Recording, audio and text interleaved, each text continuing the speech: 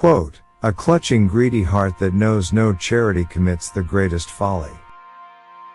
Meaning of the quote: the quote tells us that selfishness is not just a moral failure, it's a profound mistake. When a person is consumed by greed, clutching tightly to possessions, power, or status, they unknowingly walk the path of their own downfall. They miss out on the true purpose of life, connection, growth, and the deep joy of giving. Greed is a trap. It tricks the heart into believing that security and happiness come from accumulation. But in reality, true richness comes from openness, kindness, and generosity. A greedy heart is like a clenched fist, it can neither give nor receive. Thus, greed blinds a person to what truly matters, and this blindness is the greatest folly. Spiritual perspective. From a spiritual view, the universe operates on a flow, a rhythm of giving and receiving. Life itself is a cycle. The rain gives water to the earth gives food to creatures, creatures give life back to the soil. When we live generously, we align ourselves with this natural, sacred flow. A heart that gives is a heart that trusts. It trusts that there is enough, that life is abundant. It becomes a vessel through which blessings move, rather than a dead end where energy gets stuck. Spiritually, greed is a form of fear of not having enough, fear of losing control.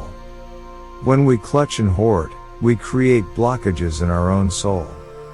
We might possess material riches but feel spiritually impoverished, lonely, anxious, unfulfilled. Generosity, on the other hand, nourishes the soul. It expands the heart. It deepens our experience of love, joy, and meaning. Thus, from a spiritual lens, the greatest wisdom is in giving, not grasping. Scientific perspective. Modern science confirms what ancient wisdom knew. Acts of giving and compassion are physically and psychologically healing. Brain chemistry. When we act generously, the brain releases feel-good chemicals like dopamine, pleasure, oxytocin, bonding, and serotonin, well-being. Generous people tend to be happier, have lower rates of depression, and experience stronger social bonds. Health benefits. People who volunteer or regularly practice acts of kindness have been shown to have lower blood pressure, stronger immune systems, reduced risk of chronic illnesses, longer life expectancy. Social psychology. Communities that foster generosity and mutual support are more resilient. Individuals who are greedy and self-centered are more likely to suffer social isolation, distrust, and conflict. From an evolutionary point of view, cooperation and generosity helped humans survive as tribes and civilizations. Greed, in contrast, isolates and weakens both the individual and the community. Thus, from a scientific view, greed is not just morally wrong, it is biologically and socially harmful. Let's bring this wisdom to life through a short story. Long ago, there lived a man named Varun who loved gold more than anything in the world. He spent his days trading, saving, and building secret vaults to hoard his treasures. He believed that true power and safety came from having more gold, more land, more control. One year, a terrible drought struck the region. The fields dried up, the rivers shrank, and hunger spread across the land. People turned to Varun for help, for surely he, who had so much, could share some of his wealth to buy food for the starving. But Varun shut his doors tightly. No, he thought, if I give, I will have less. What if the drought lasts longer? I must protect myself first. As months passed, the people grew weaker, and many left the village in search of better lands. The village, once vibrant, fell into silence and ruin. Varun, surrounded by his gold, sat alone in his grand, empty mansion. But his gold could not plant seeds. His gold could not bring rain. His gold could not sing songs or tell stories or laugh.